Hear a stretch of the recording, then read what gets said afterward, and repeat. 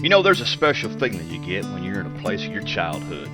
The food tastes better, the air smells sweeter, the faces are friendlier, and your troubles just seem to disappear.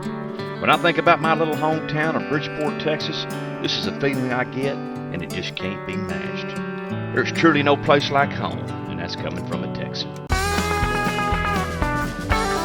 Drive across Texas. Hey folks, welcome to Drive Across Texas. I'm your host, Pat Waters. We have a special episode today. We're in my hometown of Bridgeport, Texas, and we had the pleasure to speak with the mayor, Mr. Randy Singleton. Randy, Thank you, Pat, and welcome to Bridgeport. Although I know you didn't have to travel far to get here. Man, I just rolled out. I got bedhead under this hat. All right. I tell you, Randy, I'm proud to be from Bridgeport. We're several generations from this nice little community in Wise County, and as well as I know your family is also. Tell the folks a little bit about your family in Bridgeport and how you wound up being the mayor. Oh, that's quite a lengthy story, but I can shorten it down for you. My family, I'm a fourth generation in this area, Bridgeport. My grandfather was a coal miner here. He ran a coal mine about right down their street, Pat, and that was a big economy in Bridgeport in the 20s and 30s here. I went to high school here, graduated from high school here a few years before you. And my father was worked in the coal mine with his father, I always say, but went to the war.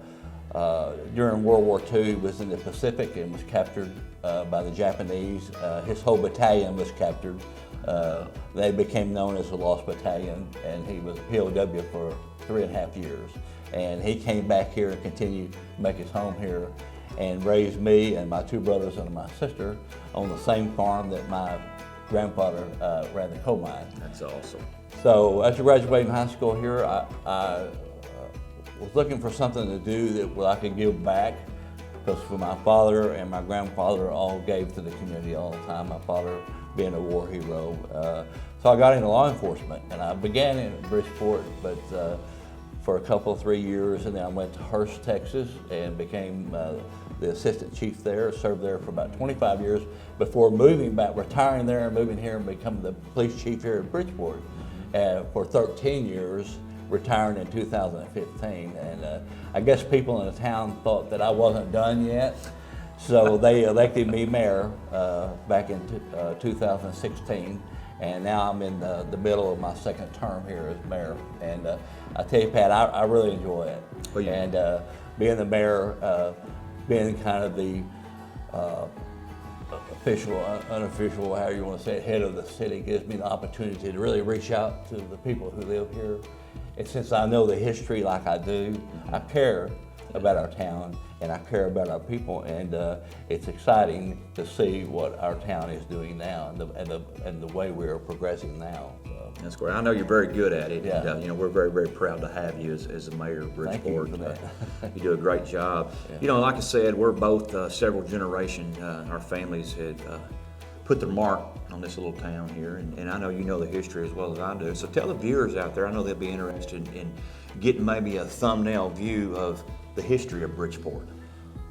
Actually, Bridgeport was a cattle drive stop on the Chisholm Trail, pretty much, back in the mid-1800s, when this county was just forming into a county.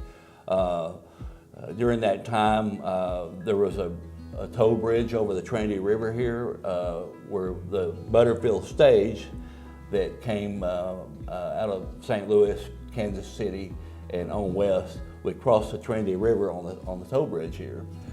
Now that Trinity Bridge, that toll bridge is, if people come to Bridgeport, is out on 920.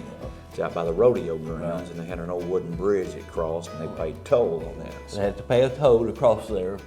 So the town of Bridgeport grew from there, grew from the ranchers and the cattlemen, the toll bridge, the stage coming through, the town grew, railroad came through, town continued to grow up until it grew, and coal mining came in, oil and gas came in, and the town grew from there. Another thing is aggregate, rock.